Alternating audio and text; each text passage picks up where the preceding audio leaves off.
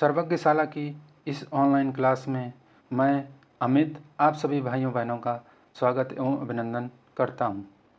पंचायती राज व्यवस्था से संबंधित महत्वपूर्ण प्रश्नोत्तरी की कक्षाएं हमारी अनवरत जारी हैं। उसी के क्रम में आज हम इसके तीसरे भाग को लेकर उपस्थित हुए हैं।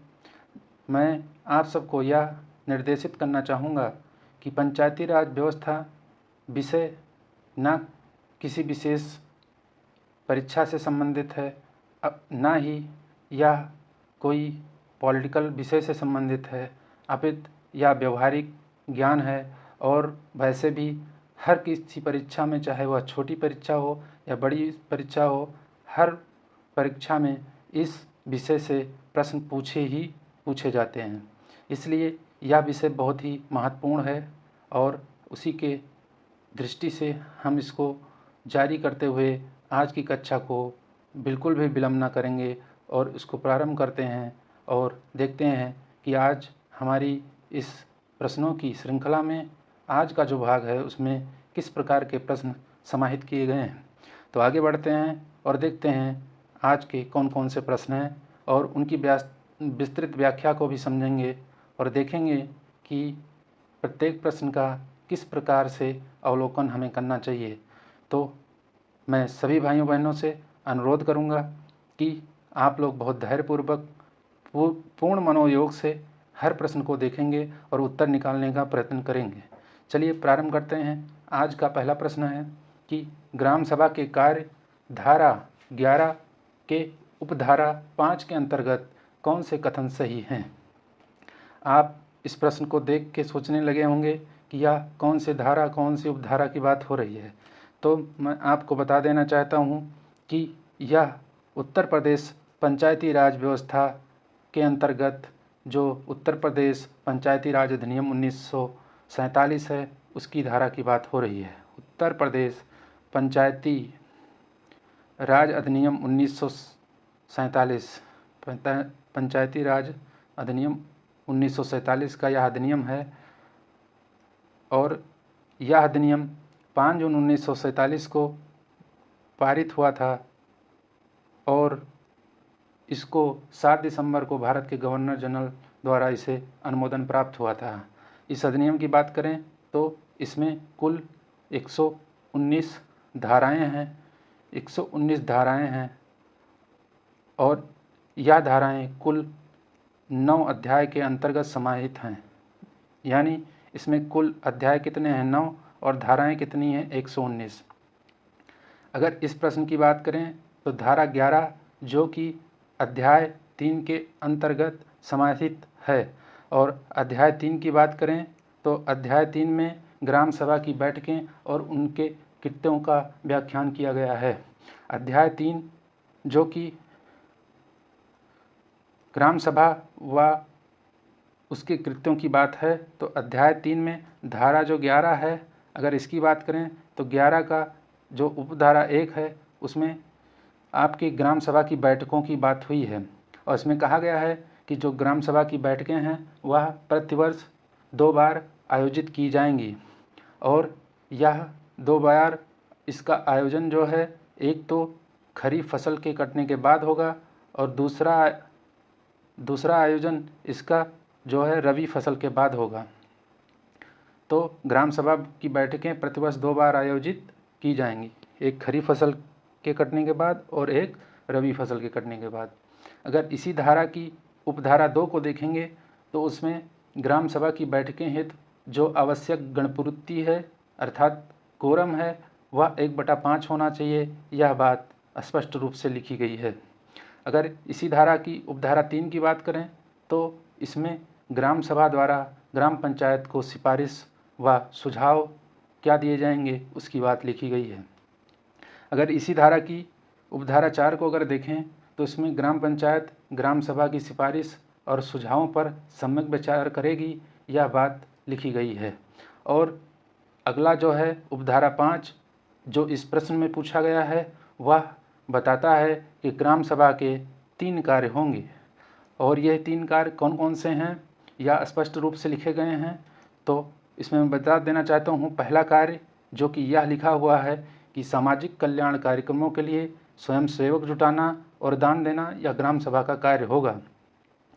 दूसरा विकल्प जो है कि समुदाय आधारित विकास कार्यक्रमों के कार्यान्वयन के लाभार्थी की पहचान करना या भी ग्राम सभा का कार्य होगा। तीसरा विकल्प गांव में विकास कार्यक्रमों के कार्यान्वयन में सहायता प्रदान करना या भी ग्राम सभा का कार्य होगा।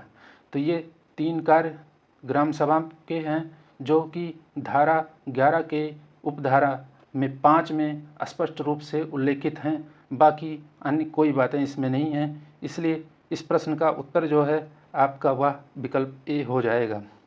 अब बढ़ेंगे हम अगले प्रश्न की तरफ। अगला प्रश्न देखेंगे तो अगला प्रश्न यह है, यह भी उत्तर प्रदेश पंचायती राज अधिनियम 1947 से ही पूछा गया है। वह है कि इस अधिनियम के अंतर्गत महिलाओं के लिए कितना आरक्षण का प्रावधान है। अगर इसकी बात करें तो इसमें आपको 1/3 यानी 33% आरक्षण की बात की गई है और यह स्पष्ट रूप से धारा 11A के उपधारा 4 के तहत निर्देशित है। और उपधारा 3 की बात करें अगर, इसके पहले उपधारा 3 तो उसमें यह लिखा गया है कि SC और ST तथा OBC की जो महिलाएं हैं उनके लिए आरक्षण होगा। लेकिन जो उपधारा 4 है उसमें महिलाओं के आरक्षण संबंधी बात हैं, जो कि उपधारा 3 को मिला के यानी SC ST OBC का जो आरक्षण है उसके सहित इसमें बात की गई है। यानी ये जो आरक्षण है ये कोई अलग नहीं है, ये उपधारा 3 के अंतर्गत इसको साथ में लेते हुए मिला के दिया गया है। तो इस तरह से अगर बात करें तो प्रश्न दूसरे का उत्तर आपका 1/3 है यानी 33% है। जैसा कि आपको पता है कि पंचायती राज व्यवस्था से संबंधित हर राज्य के अपने अपने कानून हैं। इसी कानून की दृष्टि से देखें तो बिहार राज्य में यही आरक्षण महिलाओं के लिए 50% यानी हाफ 1/2 दिया गया है। तो यह भी पॉइंट आपको याद रखना है। अब बढ़ेंगे अगले प्रश्न की तरफ। अगला प्रश्न भी उत्तर प्रदेश पंचायती राज अधिनियम से संबंधित है। आज मैंने ये उत्तर प्रदेश के जो कानून है पंचायती राज व्यवस्था से संबंधित, इसके प्रश्नों को सम्मिलित किया है। और यह सम्मिलित करने का मुख्य कारण यह है कि जो हमारी ग्राम पंचायत अधिकारी की परीक्षा होने वाली है उसमें उसके पाठ्यक्रम में यह स्पष्ट उल्लेखित है कि आपको उत्तर प्रदेश राज्य के परिप्रेक्ष्य में पंचायती राज व्यवस्था को भी पढ़ना है। इसलिए यह टॉपिक बहुत ही महत्वपूर्ण है, खासकर BPO एग्ज़ाम को लेके। बाकी आपकी सामान्य जानकारी हेतु यह भी आवश्यक है, क्योंकि आप उत्तर प्रदेश के निवासी हैं या किसी भी अन्य राज्य के निवासी हैं तो आपको अपने राज्य से संबंधित कानून के बारे में जानकारी होना चाहिए। इसलिए अब तीसरे प्रश्न को देखते हैं। अब तीसरा प्रश्न है हमारा आपके सामने कि इस अधिनियम की किस धारा में प्रावधान है कि ग्राम पंचायत का कार्यकाल 5 वर्ष का होगा। तो यह मैं बताना चाहूँगा कि धारा 12(3) के तहत यह उल्लेखित है कि जो ग्राम पंचायत का कार्यकाल होगा वह 5 वर्ष का होगा। यह 5 वर्ष किस दिन से गणना में लिया जाएगा? या 5 वर्ष ग्राम पंचायत की प्रथम बैठक जो होगी, प्रथम बैठक उस दिन से गणना में लिया जाएगा। और यह भी बात है कि प्रथम बैठक से लेकर 5 वर्ष का कार्यकाल पूरा होने तक इसका कार्यकाल होगा और इसके पूर्व भी विघटित किया जा सकता है और इसके कार्यकाल के अंतर्गत ही अगले ग्राम पंचायत के गठन का चुनाव भी करवा लिया जाएगा। ऐसा बातें इस कानून में लिखी गई हैं। तो इस प्रश्न का उत्तर विकल्प ये होगा, धारा 12 की उपधारा 3 के अंतर्गत ग्राम पंचायत के कार्यकाल का वर्णन है। अब बढ़ते हैं अगले प्रश्न की तरफ। अगला प्रश्न है कि जिले में राज्य निर्वाचन आयोग के पर्यवेक्षण एवं नियंत्रण में प्रावधानों और सदस्यों के निर्वाचन का पर्यवेक्षण कौन कराता है? तो यह आपको पता ही होगा कि जब कभी भी ग्राम पंचायत या अन्य किसी मध्य पंचायत के जब चुनाव होते हैं तो उसमें डीएम को उसका पर्यवेक्षण और नियंत्रण करने के लिए उपबंधित किया जाता है। तो इस प्रश्न का उत्तर होगा आपका विकल्प सी, डिस्ट्रिक्ट मजिस्ट्रेट। डिस्ट्रिक्ट मजिस्ट्रेट ही पर्यवेक्षण करेंगे और नियंत्रण करेंगे प्रधानों और सदस्यों के निर्वाचन के समय। इस तरह इस प्रश्न का उत्तर आपका विकल्प सी, जिला मजिस्ट्रेट हो जाएगा। बढ़ेंगे अगले प्रश्न की तरफ। अगला प्रश्न है कि सरपंच की नियुक्ति कौन करेगा। विकल्प की बात करें तो पहले विकल्प में नियत प्राधिकारी, दूसरा विकल्प है जिला पंचायत अध्यक्ष, तीसरा विकल्प है पंच और चौथा विकल्प है क्षेत्र पंचायत प्रमुख। तो इसको अगर विकल्प को ध्यान से देखें तो इसमें जिला पंचायत के अध्यक्ष की कोई भूमिका नहीं है और इसमें क्षेत्र पंचायत प्रमुख का भी कोई मतलब नहीं है। नियत प्राधिकारी की बात करें तो इस पर थोड़ी देर हम ठहराव कर सकते हैं, परंतु इसका भी कोई इसमें उल्लेख नहीं है और इसका उत्तर होगा पंच। पंच ही सरपंच की नियुक्ति करता है। सरपंच की बात करें तो यह ग्राम सभा का निर्वाचित सर्वोच्च प्रतिनिधि है। सरपंच जो है ग्राम सभा का निर्वाचित सर्वोच्च प्रतिनिधि है और ग्राम पंचायत में विकास कार्य की जिम्मेदारी भी सरपंच के पास होती है। शाब्दिक अर्थ की बात करें तो पंच का शाब्दिक अर्थ होता है पंचायत के 5 सदस्य और इन पंचायत के 5 सदस्यों का मुखिया ही आपका जो है सरपंच कहलाता है। तो इस तरह इस प्रश्न का उत्तर आपका पंच होगा, विकल्प सी। अब बढ़ेंगे अगले प्रश्न की तरफ। हमारा अगला प्रश्न है उत्तर प्रदेश पंचायती राज अधिनियम। उसी अधिनियम की बात हो रही है जिसकी पूर्व में मैंने चर्चा की है। उत्तर प्रदेश पंचायती राज अधिनियम की कौन सी धारा ग्राम प्रधान के चयन की बात करता है, तो यह आपको बताना है। इस प्रश्न को अगर देखें तो चूंकि धाराएं भी बहुत महत्वपूर्ण हैं और आप अभी इससे थोड़ा बहुत अनभिज्ञ होंगे, इसलिए इसका विस्तृत व्याख्या बहुत ही ज़रूरी हो जाता है। अगर बात करें तो इस प्रश्न का उत्तर आपका जो है स्पष्ट रूप से मैं सीधे बताता हूँ। इसका उत्तर जो होगा वो धारा 11B होगा और इस 11B में लिखा गया है कि ग्राम प्रधान कैसे चयनित किए जाएंगे उसका उल्लेख मिलता है। तो इसमें ग्राम प्रधान किसी पंचायत क्षेत्र के प्रादेशिक निर्वाचन क्षेत्र के लिए निर्वाचक नामावली में जो रजिस्टर्ड हैं उन्हीं व्यक्तियों द्वारा अपने में से किसी को प्रधान के रूप में निर्वाचित किया जाएगा। यही बात यह धारा 11B में उल्लेखित है। इस तरह इस प्रश्न का उत्तर आपका विकल्प डी, धारा 11B इसका सटीक उत्तर होगा। बढ़ते हैं अगले प्रश्न की तरफ। अगला प्रश्न है कि ग्राम सभा स्थापित करने और ग्राम पंचायत का संचालन करने में उत्पन्न कठिनाइयों को दूर करने में कौन सक्षम है। अगर किसी ग्राम सभा की स्थापना करना है और ग्राम पंचायत का संचालन करना है और अगर उसमें कोई भी कठिनाई उत्पन्न होती है तो इसको दूर करने में कौन सक्षम है, तो यह आप अपने मनोवैज्ञानिक दृष्टिकोण से अगर देखेंगे तो इसका उत्तर आराम से निकाल लेंगे। तो पहला विकल्प है न्यायालय, दूसरा विकल्प है राज्य सरकार, तीसरा विकल्प है कलेक्टर, चौथा विकल्प है केंद्र सरकार। आपको अगर इससे पूर्व नहीं पता था तो अब तो पता ही है कि जो भी ग्राम सभा या स्थानीय स्वशासन की इकाइयां हैं उनका संचालन राज्य कानून के द्वारा समर्थित है, निर्देशित है। इस तरह अगर इसमें कोई व्यवधान या कोई कठिनाइयां आती हैं तो उसको दूर करने में कौन योगदान देगा, तो जाहिर सी बात है राज्य सरकार, क्योंकि यह राज्य सरकार के द्वारा संचालित इकाइयां हैं, उन्हीं के कानूनों के अनुरूप अपना कार्य संपादित करती हैं। इस दृष्टि से अगर देखें तो इस प्रश्न का बी विकल्प राज्य सरकार एकदम सही होगा। अब बढ़ेंगे अपने अगले प्रश्न की तरफ। अगला प्रश्न है हमारा,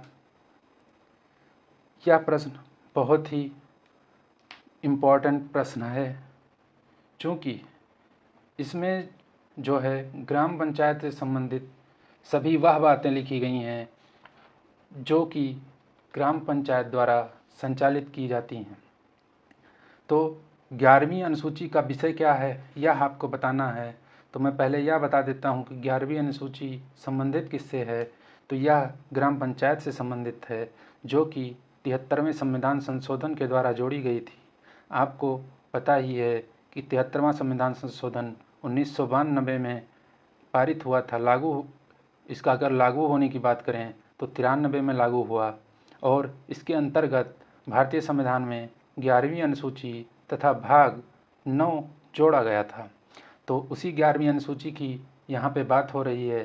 तो 11वीं अनुसूची में जो पंचायतों के संबंधित विषय हैं, उसमें लिखा गया है कि पंचायतों को 29 कार्य यानी 29 कार्य सौंपे गए हैं, और इन्हीं 29 कार्य में से इसमें जो विकल्प हैं वो दिए गए हैं। तो आपको यह बताना है कि इस 11वीं अनुसूची में उल्लेखित ये 29 कार्य में से कौन कौन से यहाँ पे विकल्प में हैं, उसको आपको चयनित करना है।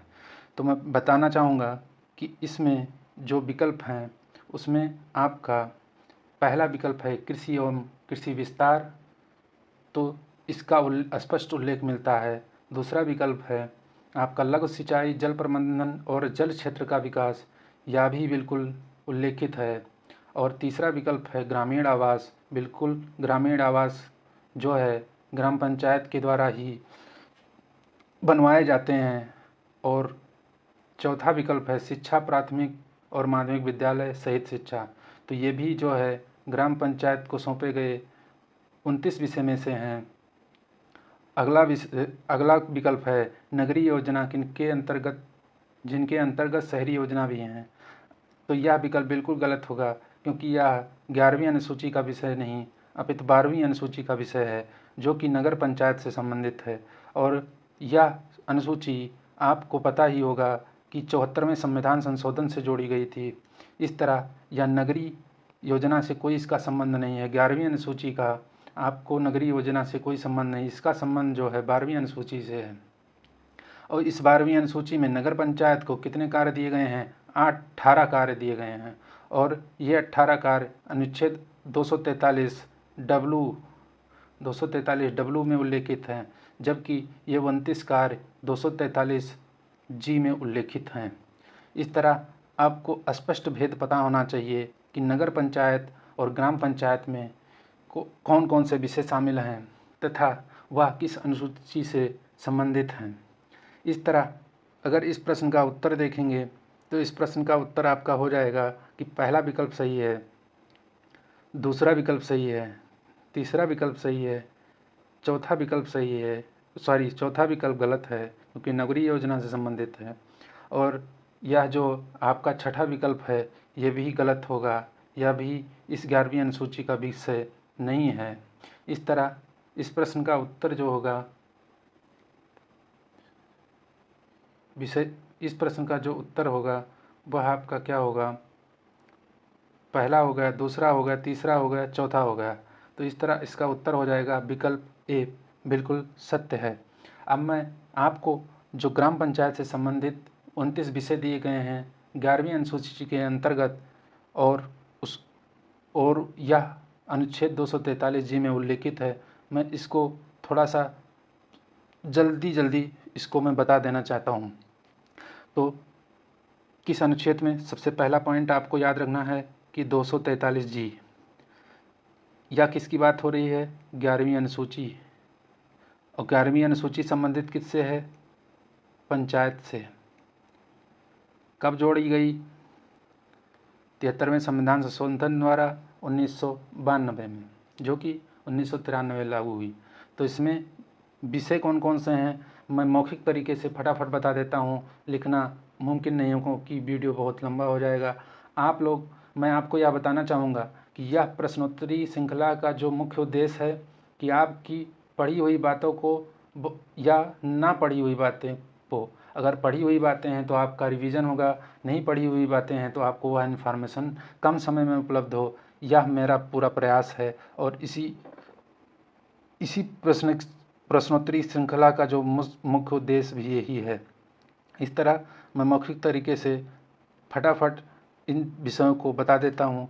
तो इसमें पहला विषय है कृषि एवं कृषि विस्तार, दूसरा भूमि से संबंधित है, तीसरा लघु सिंचाई जल प्रबंधन से संबंधित है, और चौथा है वो लघु उद्योग से संबंधित है। पाँचवा मत्स्य उद्योग से संबंधित है। छठा सामाजिक वानिकी और फार्म वानिकी से संबंधित है। सातवां पशुपालन से संबंधित है। आठवां आपका पेयजल है। नौवां आपका लघु वन उपज है। 10वां आपका खादी ग्राम उद्योग और कुटीर उद्योग से संबंधित है। 11वां आपका ग्रामीण आवास से संबंधित है। 12वां ईंधन और पशुचारा से संबंधित है।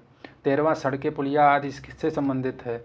14वां जो आपका ग्रामीण विद्युतीकरण से संबंधित है। 15वां जो है गैर पारंपरिक ऊर्जा से संबंधित है। और 16वां गरीबी उन्मूलन से संबंधित है। 17वां आपका शिक्षा से संबंधित है। 18वां आपका तकनीकी प्रशिक्षण और व्यावसायिक शिक्षा से संबंधित है। 19वां आपका प्रौढ़ और अनौपचारिक शिक्षा से संबंधित है। 20वां आपका जो है परिवार कल्याण से संबंधित है। 21वां आपका सांस्कृतिक क्रिया और कलाप से संबंधित है। 22वां आपको बाजार और मेले आदि से संबंधित है। 23वां आपका सामुदायिक अस्थियों का अनुरक्षण आदि से संबंधित है। और 24वां आपका दुर्बल वर्गों जैसे अनुसूचित जाति और जनजातियों के कल्याण से संबंधित है। 25वां आपका महिला एवं बाल विकास से संबंधित है। 26वां आपका जो है समाज कल्याण। समाज कल्याण में वो लोग आते हैं जो दिव्यांग और मानसिक मंद व्यक्ति होते हैं, उनका समाज कल्याण, उनका कल्याण करना समाहित है। 27वां आपका सार्वजनिक वितरण प्रणाली है, जिसमें आपके ये जो है अनाज पानी मिलते हैं, जो ये सब है। और 28वां आपका स्वास्थ्य एवं शिक्षा और स्वच्छता से संबंधित है। 29वां आपका लघु सिंचाई जल प्रबंधन आदि से संबंधित है। इस तरह इसमें 29 विषय शामिल हैं और यह 29 विषय आपको एक कोड शब्दों में याद रखना, पूरा नहीं याद रखना है, लेकिन आपको अगर प्रश्न पूछा जाएगा तो जैसा कि पिछला प्रश्न था हमारा कि इसमें कौन संबंधित है कौन नहीं है, ऐसे ही प्रश्न बनेंगे। तो आपको थोड़ा थोड़ा सा कोड वर्ड में इसको याद कर लेना है, जिससे यह पता चले कि कौन से विषय संबंधित होंगे कौन से नहीं होंगे। इस तरह 11वीं अनुसूची के 29 विषयों को हमने देख लिया। अब मैं थोड़ा सा जल्दी मैं एक चीज़ और बता देना चाहता हूँ इस प्रश्न के माध्यम से कि जो है 11वीं अनुसूची और भाग 9 में जो आपके अनुच्छेद जोड़े गए हैं उसमें कुल कितने अनुच्छेद हैं? 16 अनुच्छेद हैं। ये पहले भी मैं बता चुका हूँ। और इन 16 अनुच्छेद में 16 अनुच्छेद हैं। कहाँ से कहाँ तक? 243 से लेके 243 ओ तक ये 16 अनुच्छेद हैं। और इन 16 अनुच्छेदों का अगर आपको आंतरिक ज्ञान नहीं है तो भी चल जाएगा, परंतु इनका ऊपरी विषय और जो आपका स्पष्ट जो इसमें मेन पॉइंट है उसको याद रखना है। तो मैं जल्दी इस 16 अनुच्छेद को इसके विषय बता देता हूँ। आंतरिक विषयों में नहीं जाएंगे क्योंकि बहुत ही गहरा बिंदु है और उसको याद भी नहीं करना है, क्योंकि एग्जाम की दृष्टि से वो बिल्कुल इम्पॉर्टेंट नहीं होगा। लेकिन हाँ, आपको परीक्षा में ये देखने को मिल सकता है कि कौन सा अनुच्छेद आपको किससे संबंधित है, ये पूछा जा सकता है। तो इसमें जो पहला अनुच्छेद है 243 ग्राम पंचायत व्यवस्था से संबंधित है। और 243 ए की बात करें तो यह ग्राम सभा से संबंधित है। 243 ए ग्राम सभा। 243 बी पंचायतों का गठन से संबंधित है, ग्राम सभा है। 243 बी जो है आपका पंचायतों के गठन से संबंधित है, बी। और इसी में 243 सी की बात करें तो पंचायतों की संरचना कैसे होगी उससे संबंधित है। 243 सी की बात करें तो यह आपको मिलेगा, इसमें पंचायतों की संरचना, आपका पंचायतों का गठन हो गया, यहाँ पे पंचायतों की संरचना आपकी हो गई इसमें सी में। और डी में स्थानों और पदों का आरक्षण है। और 243 ई में पंचायतों की अवधि के बारे में बात है। और अनुच्छेद 243 एफ में सदस्यता की जो है निहरताएँ हैं, यानी उनकी अयोग्यताएँ हैं, वो लिखी गई हैं। और अनुच्छेद जी में पंचायतों की शक्तियाँ, प्राधिकार और उत्तरदायित्व हैं। और अनुच्छेद एच में आपके पंचायतों द्वारा जो कर अधिरोपित करने की शक्तियाँ हैं और उनकी निधियों के बारे में है। आई में आपका जो है वित्तीय स्थिति के पुनर्वलोकन के लिए वित्तीय आयोग के गठन की बात है। और जे में पंचायतों के लेखाओं की संपरीक्षा की बात है, विधानमंडल द्वारा की जाएगी। और के में पंचायतों के लिए निर्वाचन की बात है। और एल में संघ राज्य क्षेत्रों में लागू होने की स्थिति में बात है। 243 एम में इस भाग का कुछ क्षेत्रों पर लागू ना होना यह उल्लेखित है। और 243 में विद्यमान विधियों और पंचायतों को बने रहने यह बात है। वो में जो लिखा है वो निर्वाचन संबंधी मामलों में न्यायालयों के हस्तक्षेप का वर्जन का बात है, यानी कि न्यायालय इससे में हस्तक्षेप नहीं करेंगे।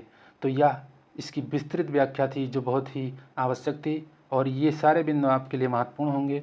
आप पढ़ेंगे हम अगले प्रश्न की तरफ, लेकिन अगले प्रश्न की तरफ बढ़ने से मैं एक बार फिर से ये बता देना चाहता हूँ कि अनुच्छेद जो हैं ये भारतीय संविधान में जो है अमेंडमेंट जो किया गया था 73वां, उसके द्वारा जोड़े गए हैं। जबकि यह जो धाराएं चल रही हैं, आपको जो पहले प्रश्न से लेकर 2-4 प्रश्नों को हमने देखा जिसमें धाराओं की बात है, वह उत्तर प्रदेश पंचायती राज अधिनियम 1947 की बातें हो रही थी।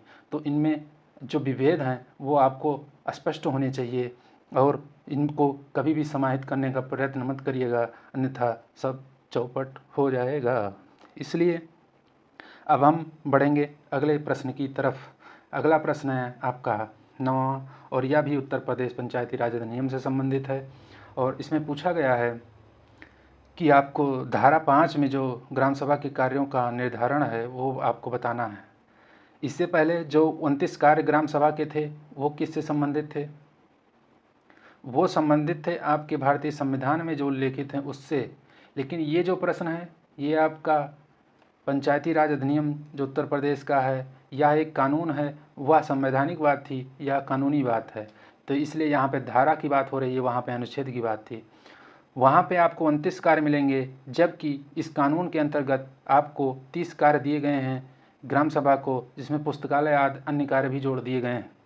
इस तरह से अगर इसकी बात करें तो धारा 15 में कुल 30 कृत्य बताए गए हैं। 30 कार्य जो ग्राम सभा के होंगे वो धारा 15 में बताए गए हैं। उसमें अमूमन सारे जो अनुसूची 11वीं में हैं वही हैं, बस 1-2 इधर उधर आपको चेंज दिखने को मिलेगा। तो इस तरह आपको जो विषय हैं वो लगभग समान है, चाहे वह इस अधिनियम की बात हो चाहे वह संविधान संशोधन अधिनियम की बात हो, दोनों में लगभग एक जैसे कार्य बताए गए हैं। तो इस तरह आप विकल्प पढ़िएगा और प्रश्नों का उत्तर देने का प्रयास करिएगा, क्योंकि अमूमन सारे कार्य एक ही तरह के हैं, चाहे वह पंचायत राज अधिनियम की बात हो चाहे संविधान की बात हो। तो इस प्रश्न में देखेंगे विकल्प कौन सा है। पहला विकल्प है आपके सामने पहला विकल्प है कृषि एवं कृषि कार्य को बढ़ावा। तो यह उस अनुसूची में भी था और इसमें भी है, तो पहला विकल्प एकदम सही है। मैदानों एवं चराहों गाँवों का विकास करना, यह भी विकल्प एकदम सही है। अब भूमि विकास में सरकार की सहायता न करना, सरकार की सहायता न करना किसी का कार्य हो सकता है क्या? ग्राम सभा का, वो भी जो कि सरकार के नियंत्रण में चल रही है, तो ये बिल्कुल गलत होगा। चौथा विकल्प है लघु सिंचाई परियोजनाओं से जल वितरण का प्रबंधन सहायता करना, यह तो कार्य अनुसूची 11 में भी था, इसमें भी है। और अंतिम जो विकल्प है डेयरी मुर्गी पालन आदि को बढ़ावा ना देना। अरे डेयरी और मुर्गी पालन, इसको बढ़ावा कौन सी सरकार नहीं देना चाहेगी? यह वही सरकार होगी जो एकदम मूर्ख होगी और अपनी जीडीपी को माइनस के नीचे ले जाने का जिसका प्रयास होगा, वही सरकार ऐसा करने का प्रयास करेगी। क्योंकि भारत देश में डेयरी उद्योग जो कि विश्व में दूध के उत्पादन में लगभग विश्व में अपनी नाम और प्रख्याति प्राप्त है, अगर ऐसा होगा तो फिर चौपट ही हो जाएगा। इस तरह यह विकल्प भी बिल्कुल गलत होगा। सही कौन सा होगा? 1, 2 और 4। 1, 2, 4 कौन से ऑप्शन में है? 1, 2, 4 पहला ही विकल्प है, इसका आपका उत्तर है। और अब बढ़ेंगे आगे प्रश्न की तरफ। अगला प्रश्न है उत्तर प्रदेश पंचायत राज अधिनियम। आज ज़्यादातर प्रश्न जो है इसी अधिनियम से संबंधित हैं, क्योंकि बीपीओ एग्ज़ाम में इस अधिनियम का स्पष्ट उल्लेख किया गया है और लगभग इससे 10 क्वेश्चन आने की संभावना है, इसलिए इसका आज वेटेज ज़्यादा है। लेकिन जैसे जैसे हम बढ़ेंगे सारे पाठ्यक्रम को समाहित करते हुए महत्वपूर्ण प्रश्नों को लेते हुए ही चलेंगे। इस तरह अब इस प्रश्न को हम देख लेते हैं। तो यह प्रश्न उत्तर प्रदेश पंचायती राज अधिनियम 1947 के अंतर्गत ग्राम सभा का तात्पर्य है। तो ग्राम सभा का क्या तात्पर्य है? प्रश्न 10 का आपको जवाब देना है। तो इसमें क्या विकल्प है? ग्राम सभा में निवास करने वाले पुरुषों के निकाय से। तो क्या ग्राम सभा सिर्फ पुरुषों से ही चलती है? तो महिलाओं को आरक्षण किस बात का दिया गया? या महिलाएं ग्राम सभा में भाग नहीं लेती? क्या वह मतदान नहीं करती?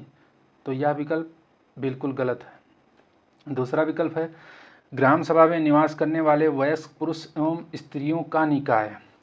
मैंने पहले भी बताया था वयस्क होना ही महत्वपूर्ण नहीं है। आप 45 साल के हैं फिर भी आपका नाम निर्वाचन मंडल में नहीं है, यानी निर्वाचक सूची में नहीं है, तो आप तो ना मत दे पाएंगे और ना ग्राम सभा के अंतर्गत आपको शामिल किया जाएगा। इस तरह यह विकल्प भी बिल्कुल गलत है। और अब सी विकल्प पे बढ़ते हैं। तो सी विकल्प है निर्वाचन सूची में रजिस्टर्ड सभी वयस्क व्यक्ति। बिल्कुल सत्य बात है, यही इस प्रश्न का उत्तर होगा। यही बात आपको भारतीय संविधान में भी देखने को मिलेगी।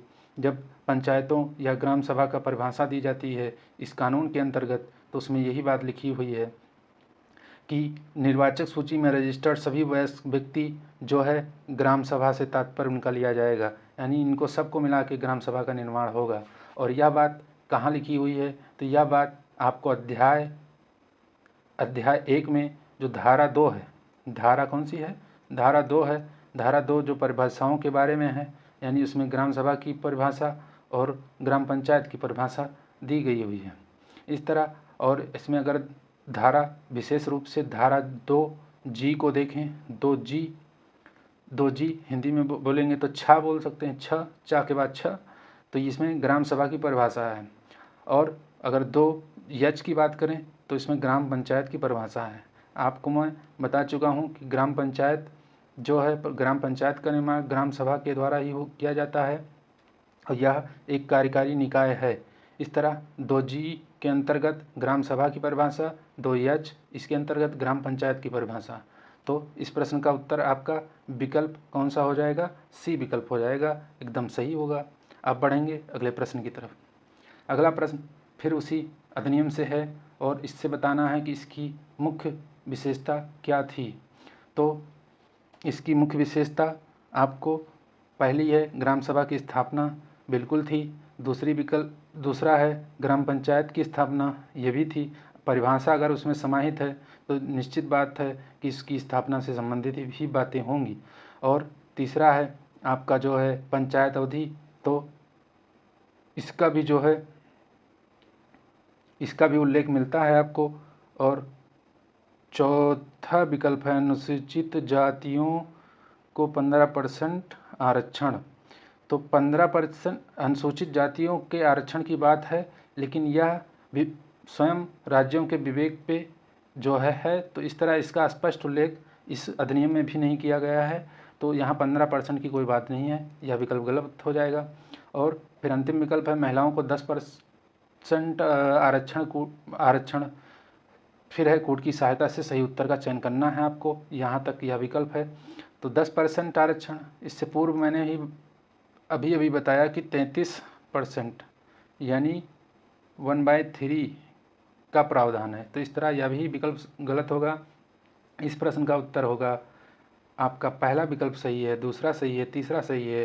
तो इस तरह सी विकल्प, इसमें विकल्प का क्रम थोड़ा सा इधर उधर हो गया है, तो आप ध्यान रखिएगा। अगर यहाँ बी लिखें और यहाँ सी लिखें तो ये बी विकल्प सही हो जाएगा, आपका बी विकल्प एकदम सही होगा। अब बढ़ेंगे अगले प्रश्न की तरफ। अगला प्रश्न है पंचायती राज के निम्न समितियों पर विचार कीजिए और इन्हें कालक्रम में व्यवस्थित करिए।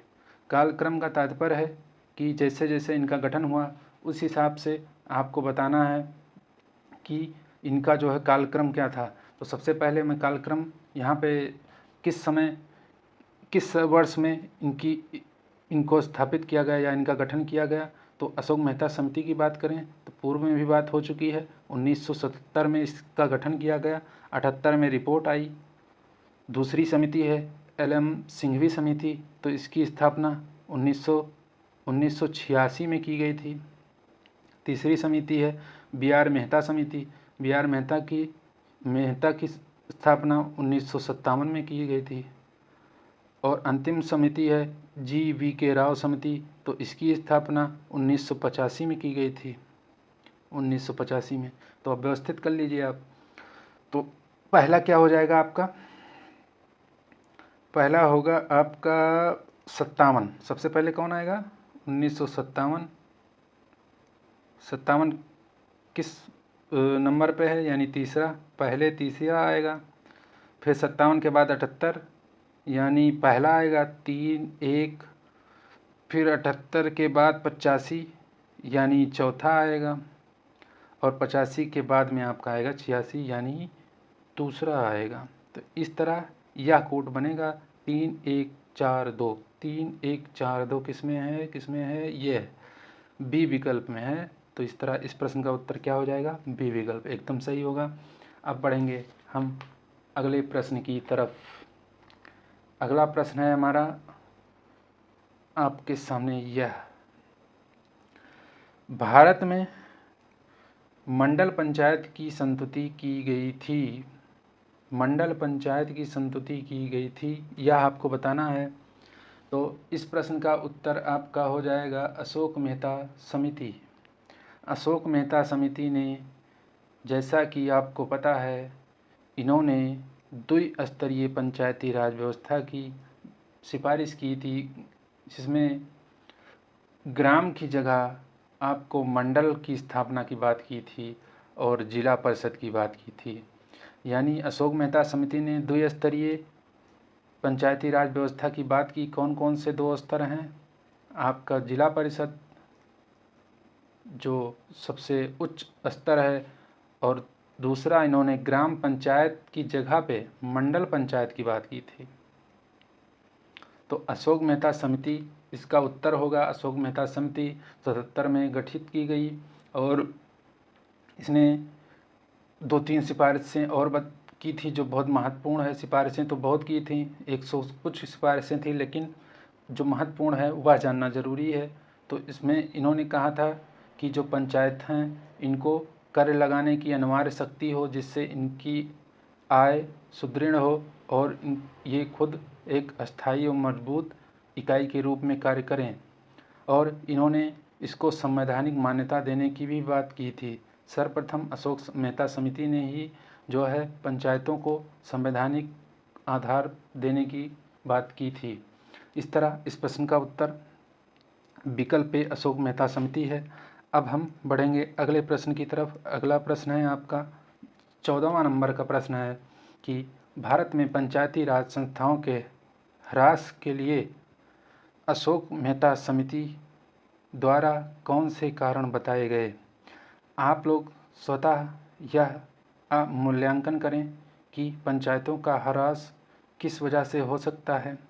तो जानते हैं आपको कि यहाँ पे भारत देश, पूरे भारत की बात कर लें तो पूरे भारत देश में जो अधिकारी तंत्र हैं उनकी भूमिका हमेशा किसी सफलता और असफलता में कारण होती है। अगर वह सक्रिय रूप से भाग लेते हैं तो वह योजनाएं सफल हो जाती हैं, अन्यथा आपको वास्तविकता तो पता ही होगा। इस तरह अगर अधिकारी तंत्र की भूमिका निश्चित ही मायने रखेगी। और दूसरा विकल्प है राजनीतिक इच्छा शक्ति का अभाव। बिल्कुल यह बात है, क्योंकि अगर राजनीतिक इच्छा शक्ति प्रबल होगी तो पंचायतों के जो है मजबूती में और ज़्यादा सुदृढ़ता आएगी। तीसरा है आपका संप्रत्ययात्मक स्पष्टता का अभाव। इसका मतलब कॉन्सेप्चुअल क्लियरिटी का अभाव। बिल्कुल बहुत लोगों को इसके बारे में ज़्यादा जानकारी नहीं होती। तीसरा है लिंग समता का अभाव। तो लिंग समता का भी अभाव है। तो इस तरह इस प्रश्न का उत्तर अगर हम देखें तो आपका इसमें 1 2 3 यानी लिंग समता का इसमें कोई योगदान नहीं, सॉरी माफ़ करिएगा, ये थोड़ा सा लिंग समता का कोई इसमें योगदान नहीं है। इसमें आपका विकल्प 1 सही होगा, 2 सही होगा, ये सही होगा, लेकिन लिंग समता से इसका तात्पर्य कोई नहीं है। तो इसमें आपका उत्तर जो बनेगा वो होगा सी, 1 2 3 इसका सही आंसर होगा। अब बढ़ेंगे अपने अगले प्रश्न की तरफ। पंचायतों के गठन के लिए संविधान के किस भाग को निर्देशित किया गया है, यह आपको बताना है। तो विकल्प पढ़ लीजिए आप। भाग 2 किससे संबंधित है? भाग 2 नागरिकता से संबंधित है। भाग 3 मूल अधिकार से संबंधित है। नागरिकता 3 फंडामेंटल राइट और 4 DPSP directive principle of state policy, राज्य के नीति निर्देशक तत्व भाग 4 के अंतर्गत है। भाग 5 में आपका सरकार आ जाती है। तो नागरिकता जो है भाग 2 में, जिसका 5 से 11 अनुच्छेद मिलता है। फंडामेंटल राइट 12 से 35 अनुच्छेद। डीपीएसपी में 36 से 51 अनुच्छेद। इस तरह इसी के अंतर्गत अनुच्छेद 40 आता है, जिसमें आपको पंचायतों के गठन की बात कही गई है। यह राज्यों को निर्देशित किया गया है कि आर्टिकल 40 के तहत पंचायतों का गठन करें। इस दृष्टि से अगर देखें तो भाग 4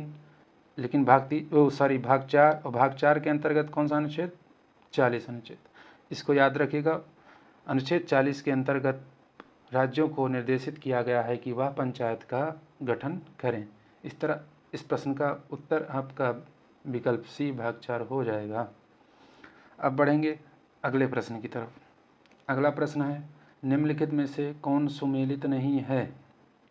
आपको यह बताना है कौन सुमेलित नहीं है। तो इसमें ये थोड़ा सा इधर होना चाहिए था, सॉरी, ये जो है ये सुझाव जो है यहाँ पे होना चाहिए था कि इस प्रश्न का देखो मूल उद्देश्य क्या है कि यहाँ पे समितियाँ लिखी हैं और उनके क्या सुझाव थे, ये आपको सही सुमेलित जो हैं उनको मार्क करना है, जो नहीं सुमेलित हैं उनको मार्क करना है। तो इसमें देखें अगर तो बलवंत राय मेहता त्रिस्तरीय पंचायत, क्या यह बात सही है? बिल्कुल सही है। इन्हीं की सुझाव पर जो है यही इसी मॉडल को अपनाया गया है। अशोक मेहता काफ़ी चर्चा हो चुकी, इन्होंने जो है 2 स्तरीय मॉडल दिया, यह भी इस बात सही है। पीके थुंगन समिति, सी विकल्प को बहुत गौर से पढ़िए। पीके थुंगन समिति है, यहाँ पे भुंगन नहीं थुंगन है, थुंगन समिति है। तो इसके आगे लिखा है, इन्होंने सुझाव दिया कि राज्य सूची में पंचायती राज शामिल हो। तो पंचायती राज को इन्होंने राज्य सूची नहीं बल्कि केंद्र सूची में शामिल करने की बात की थी। राज्य नहीं, क्या केंद्र में सूची में शामिल करने की बात की थी। और इनके सुझाव को निरस्त कर दिया गया था और यह सुझाव निरस्त हुआ और शामिल क्या किया गया? पंचायती राज जो व्यवस्था है वह केंद्र सूची नहीं है, अपितु राज्य सूची में ही सम्मिलित है। वर्तमान इसका रूप यही है कि यह राज्य सूची का विषय है। एल.एम. सिंघवी, इन्होंने भी संवैधानिक दर्जा देने की बात की थी, इन्होंने भी की थी, सब ने की थी लगभग। तो यह तो बात सत्य है। तो इस प्रश्न का उत्तर आपका हो जाएगा पीके थुंगन समिति, जो कि 1988 में गठित हुई, 88 में गठित हुई। और इन्होंने त्रिस्तरीय जो मॉडल है, त्रिस्तरीय मॉडल को अपनी सहमति दी और उसको प्रोत्साहित किया, संवैधानिक मान्यता की भी बात की और पंचायती राज व्यवस्था को केंद्र सूची का विषय बनाने का सुझाव भी दिया। इस तरह इनके सुझाव भी याद रखिएगा, गठन का वर्ष भी याद रखिएगा, इम्पोर्टेंट है। बढ़ेंगे अगले प्रश्न की तरफ। अगला प्रश्न है आपका 17 नंबर का प्रश्न कि पंचायती राज संस्थाओं से संबंधित असत्य कथन बताना है आपको। बिल्कुल ध्यान रखिएगा, यहीं तो सब खेल हो जाता है। असत्य कथन बताना है। तो पंचायती राज संस्थाएं या केंद्र सूची के अंतर्गत शामिल हैं। अरे अभी इसका विश्लेषण किए हैं कि यह केंद्र सूची नहीं बल्कि राज्य सूची का विषय है। तो राज्य सूची का विषय है, राज्य सूची। तो पहला विकल्प पढ़ते ही सिर मुड़ाते ही ओले पड़ गए। इस तरह इस प्रश्न का उत्तर यही हो जाएगा, क्योंकि विकल्प बिल्कुल गलत है। फिर भी अगले विकल्प को भी पढ़ लेते हैं। अगला विकल्प है, प्रत्येक 5 वर्ष पर राज्य वित्त आयोग का गठन किया जाएगा। यह बात बिल्कुल सत्य है। और राज्य वित्त आयोग की अगर बात करें तो अनुच्छेद 243 अनुच्छेद 243 243 आई में राज्य वित्त आयोग के गठन की बात है। अगर नगर पंचायत की बात करें तो वहीं पे 243 वाई में मिलता है कि जो यह गठित इस अनुच्छेद के यानी 243 आई के तहत गठित वित्त आयोग ही 243 के अंतर्गत नगर पंचायत का भी कार्य करेगा। इस तरह 243 और 243Y 243I इन दोनों को ध्यान रखना है कि राज्य वित्त आयोग से संबंधित है। अगर केंद्रीय वित्त आयोग की बात करें तो उसका भी उल्लेख अनुच्छेद भारतीय संविधान के अनुच्छेद 280 में मिलता है। तो यह विकल्प प्रत्येक 5 वर्ष पर राज्य वित्त आयोग का गठन किया जाएगा। बिल्कुल सत्य बात है। गठनकर्ता कौन है? राज्यपाल करता है। केंद्र स्तर पर राष्ट्रपति करता है। राष्ट्रपति करता है। कार्यकाल 5 वर्ष का होगा, यह बात भी बिल्कुल सत्य है। पिछड़े वर्ग के आरक्षण को स्वैच्छिक प्रावधान के अंतर्गत रखा गया है, यह बात बिल्कुल सत्य है। पिछले प्रश्न में, अब उसका मुझे क्रम नहीं याद है, लेकिन पिछले प्रश्न में यही आरक्षण 15% वहाँ पे विकल्प में दिया गया था और वह विकल्प बिल्कुल गलत था, क्योंकि यह स्वैच्छिक प्रावधान है, इसमें कोई स्पष्ट उल्लेख नहीं मिलता है। लेकिन अगर महिलाओं के आरक्षण की बात करें तो संविधान में जो है उसमें स्पष्ट 33% आरक्षण देने की बात कही गई है। इस तरह अगर देखें इसका उत्तर क्या हो जाएगा, तो पहला विकल्प ही इसका उत्तर होगा। यह कथन असत्य है। बढ़ेंगे अगले प्रश्न की तरफ। अगला प्रश्न है, पीके थुंगन समिति में पंचायती राज संस्थाओं से संबंधित सुझाव दिए। तो पीके थुंगन समिति का विश्लेषण हो चुका है। अगर इस प्रश्न में बात करें तो इसमें पहला विकल्प है संवैधानिक दर्जा देने की बात कही थी, बिल्कुल कही थी। और इसे केंद्र सूची यानी संघ सूची में शामिल करने की बात कही थी, बिल्कुल कही थी। तो इस तरह इस प्रश्न का उत्तर आपका विकल्प सी, दोनों विकल्प एकदम सही हैं। अब बढ़ेंगे अगले प्रश्न की तरफ। अगला प्रश्न है, पंचायत के संदर्भ में सत्य कथन है। आपको सत्य कथन बताना है। विकल्प पढ़ लीजिए ध्यान से। तो पहला विकल्प है, प्रत्येक राज्य में पंचायत अपने प्रथम अधिवेशन की तारीख से 5 वर्षों की निश्चित अवधि तक कार्य करेगी। क्या कथन सत्य है? बिल्कुल सत्य है। अगला है, 5 वर्ष की अवधि की समाप्ति से पूर्व ही नए निर्वाचन करवा लिए जाएंगे। ये भी बात सत्य है, मैं पहले भी बता चुका हूँ इसको। विधि द्वारा विहित प्रक्रिया के द्वारा इन्हें 5 वर्ष की अवधि से पूर्व भी विघटित किया जा सकता है। यह भी बात बिल्कुल सत्य है। और एक बात और लिखी गई है इसमें कि विघटन किए जाने की स्थिति में, अगर इसको 5 वर्ष पूर्व से विघटित किया जाता है तो विघटन की तारीख याद रखिएगा। विघटन मतलब तारीख नहीं याद रखिएगा, ये याद रखिएगा कि विघटन की तारीख से 6 माह के भीतर नया निर्वाचन या नई पंचायत का गठन कर लेना है। तो 6 माह देखिएगा। अगर पहली बात तो यह ध्यान रखिएगा कि 5 वर्ष की अवधि के लिए होता है, पहला पॉइंट। दूसरा पॉइंट कि 5 वर्ष की अवधि के समाप्ति से पूर्व ही नए निर्वाचन करवा लिए जाएंगे। इसका मतलब यह हुआ कि अगर अवधि जून में पूरी होती है तो इसको मई यानी जून, मगर अगर मान लो 15 जून तक होती है अवधि पूरी, तो इसको आपको 15 जून से पहले यानी 14 जून तक मान लीजिए लेटेस्ट, वैसे होता नहीं है, 1-2 महीने पहले हो जाता है चुनाव, तो इसको पूर्व करवा लेना है। उसके बाद 5 वर्ष की अवधि तो स्पष्ट है, लेकिन अगर कोई बात हो जाती है और या पंचायत अगर विघटित हो जाती है, मान लीजिए कि ग्राम प्रधान ही निपट गए, अब क्या किया जाएगा भाई? ग्राम प्रधान निपट गए तो क्या उनके सुपुत्र को प्रधान बना दिया जाएगा? नहीं नहीं, बिल्कुल नहीं, ऐसा हो ही नहीं सकता, क्योंकि ग्राम सभा में सब दौड़ लगा देंगे, फिर तो परिस्थिति बहुत विकट हो जाएगी। इसलिए यह प्रावधान करना जरूरी था कि अगर मान लीजिए कि 4 वर्ष पूरा हुआ और प्रधान जी निपट गए, ज़्यादातर देखे होंगे ऐसा केस हो जाता कि समय से पूर्व भी प्रधान जी निपट गए जाते हैं। तो प्रधान जी अगर निपट गए 4 वर्ष पूर्व, 4 वर्ष का कार्यकाल हुआ उनका, 5 वर्ष के अंदर ही निपट गए, तो क्या होगा कि अगले 6 महीने यानी 4.5 वर्ष पूरा होने के अंदर नया निर्वाचन करवाया जाएगा और नए प्रधान बनाए जाएंगे। और जब से प्रधान वो नए बनेंगे तो बचे हुए कार्यकाल यानी 5 वर्ष पूरा होने तक जो समय बचा है उसी के लिए वो निर्वाचित हो जाएंगे। इस तरह इस प्रश्न का उत्तर आपका उपयुक्त सभी होगा। और इसकी विस्तृत व्याख्या भी हम लोग देख चुके हैं।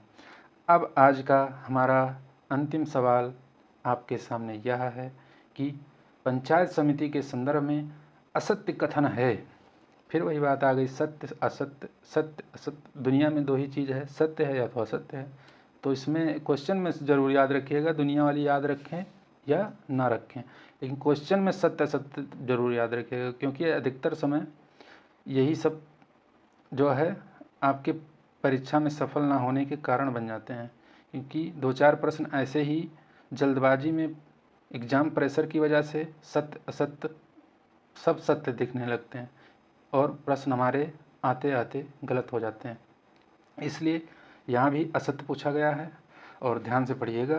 तो पहला विकल्प है, यह पंचायती राज व्यवस्था का मध्यवर्ती स्तर है। पहला सही है। खंड के सभी सर्वप्रथम मैं जो पंचायत समिति है पहले उसका उल्लेख करना चाहूँगा कि यह होता क्या है। आपने क्या इससे पूर्व सुना है इसके बारे में? सुना है तो अच्छी बात है, नहीं सुना है तो फिर से सुनिए। तो पंचायत समिति जो होती है वह तहसील, तालुक भी बोलते हैं, तहसील भी बोलते हैं, तालुक के रूप में सरकार की स्थानीय इकाई होती है और इसे प्रशासनिक ब्लॉक भी कहते हैं। क्या कहते हैं? प्रशासनिक ब्लॉक भी कहते हैं। और यह ब्लॉक और तहसील स्तर पर संचालित होती है। पंचायत समिति तहसील या तालुक के रूप में सरकार की स्थानीय इकाई होती है। इसे प्रशासनिक ब्लॉक भी कहते हैं, प्रशासनिक ब्लॉक भी कहते हैं। यह ब्लॉक या तहसील के स्तर पर संचालित होती है। किसके स्तर पर? ब्लॉक या तहसील। और ब्लॉक किस स्तर पर आते हैं? आपको अच्छी तरीके से पता है कि पंचायती राज व्यवस्था में ब्लॉक जो है मध्य स्तर पे आते हैं, मध्य स्तर पे आते हैं। तो और यह ग्राम पंचायत जिला परिषद के मध्य की कड़ी ही मानी जाएगी क्योंकि मध्य स्तर के हैं। और तो इसमें पहला विकल्प मध्यवर्ती स्तर का सही बात है।